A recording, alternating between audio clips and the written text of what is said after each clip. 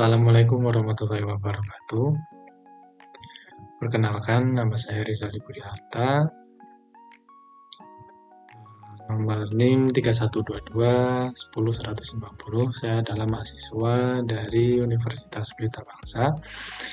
Jadi pada kesempatan kali ini saya akan mempresentasikan mata kuliah studi kelayakan bisnis teknologi informasi. Jadi untuk pada kesempatan kali ini saya akan membahas tentang konsep dasar studi kelayakan bisnis teknologi informasi. Oke, kita awali dengan deskripsi.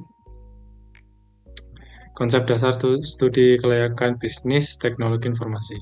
Jadi, studi kelayakan bisnis teknologi informasi adalah proses sistematis untuk mengevaluasi apakah suatu proyek bisnis berbasis TI atau teknologi informasi itu layak untuk dijalankan.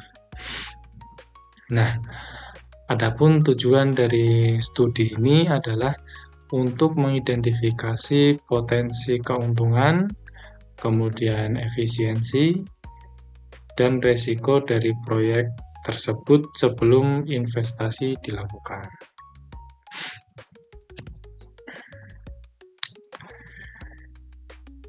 Dalam dunia teknologi informasi yang sangat dinamis, studi kelayakan membantu dalam pengambilan keputusan agar proyek yang dijalankan tidak hanya canggih dari segi teknologi, tetapi juga menguntungkan secara bisnis dan dapat diterima oleh pasar. Jadi pada poin slide ini adalah tidak hanya mementingkan kecanggihan dari segi teknologi, namun secara keuntungan harus didapatkan, kemudian juga dapat diterima oleh pasar. Oke, next. Pada slide ini kita membahas tentang 3 aspek kelayakan bisnis teknologi informasi. Nah, beberapa aspek penting yang harus dianalisis dalam studi kelayakan bisnis teknologi informasi antara lain yang pertama, kelayakan teknis. Nah, pada kelayakan teknis ini berupa pertanyaan seperti apakah teknologi yang dibutuhkan tersedia dan dapat diimplementasikan. Ya, termasuk ketersediaan hardware, kemudian software, lalu jaringan, dan sumber daya manusia, teknologi informasi. Yang kemudian, yang kedua itu kelayakan ekonomi atau finansial. Pada aspek ini memiliki sebuah pertanyaan seperti apakah proyek akan menghasilkan keuntungan atau manfaat ekonomi yang lebih besar dari biayanya. Nah, ini biasanya dihitung dalam bentuk ROI. ROI itu adalah Return on Investment. Kemudian juga bisa NPV dan Payback Period. Kemudian yang ketiga, aspek kelayakan operasional. Nah, pada aspek ini, apakah sistem yang dirancang bisa dijalankan dengan baik dalam operasional sehari-hari? Atau apakah pengguna dapat mengoperasikannya dengan mudah?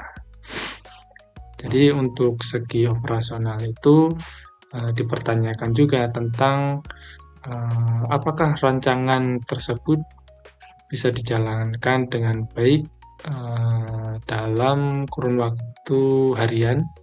Kemudian apakah si pengguna dapat mengoperasikannya dengan mudah. Oke. Jadi untuk slide selanjutnya, contoh kasus nyata atau ide bisnis teknologi informasi. Nah, sebagai contoh kita mengambil ide bisnis teknologi informasi berupa aplikasi layanan konsultasi kesehatan online yang berbasis Android.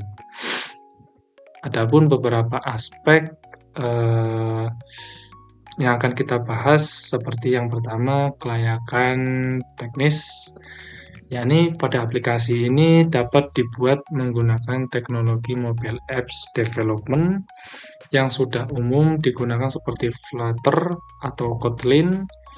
Kemudian infrastruktur server bisa memanfaatkan cloud service seperti Google Cloud atau AWS. Kemudian untuk aspek yang kedua, yakni kelayakan ekonomi. Nah, pada aspek ini membahas tentang biaya pengembangan awal sekitar 50 juta rupiah. Ini sebagai contoh aja. Jadi dengan potensi pendapatan dari iklan dan fitur premium, asumsi 10.000 pengguna dalam 6 bulan pertama, diperkirakan bisa balik modal dalam waktu 1 tahun.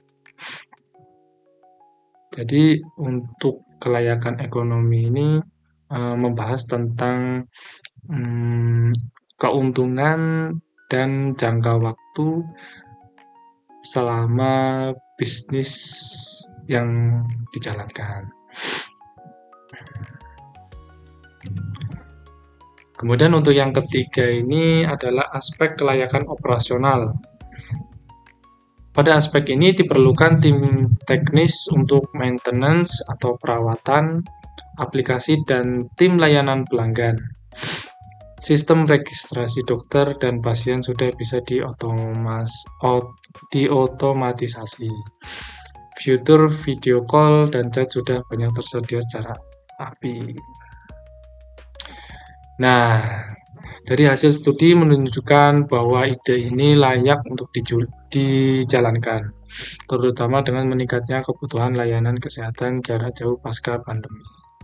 Jadi saya mengambil contoh kasus nyata atau ide bisnisnya itu ketika seperti ada kejadian waktu pandemi atau COVID, itu kan kita dikenakan SBB ya, artinya kita harus melakukan jarak antar manusia ya, ibaratnya kita kita harus mengatur jarak daripada untuk interaksi. Makanya dengan adanya contoh ide bisnis yang seperti ini, yaitu konsultasi kesehatan online berbasis Android, menurut saya sangat membantu seperti itu. Apalagi tentang kesehatan, karena kesehatan menurut saya adalah poin pertama ya dalam menjalani suatu kegiatan. Kalau kita nggak sehat, maka bisa jadi kegiatan kita akan terganggu. Seperti itu. Maka ide bisnis teknologi informasi yang saya presentasikan kali ini menurut saya valuable dan bagus untuk dijalankan. Oke, kesimpulan. Jadi bahwa studi kelayakan bisnis teknologi informasi sangat penting untuk meminimalkan resiko dan memaksimalkan peluang kesuksesan dalam penerapan teknologi informasi. Dengan melakukan analisis yang menyeluruh terhadap berbagai aspek, kita bisa memastikan bahwa solusi teknologi informasi yang dikembangkan tidak hanya inovatif, tetapi juga bermanfaat secara nyata bagi bisnis dan pengguna. Oke, terima kasih. Mungkin cukup sekian presentasi dari saya. Apabila ada banyak kekurangan dalam penyampaian materi atau kesalahan dalam penyampaian materi, saya ucapkan mohon maaf. Sekian, terima kasih.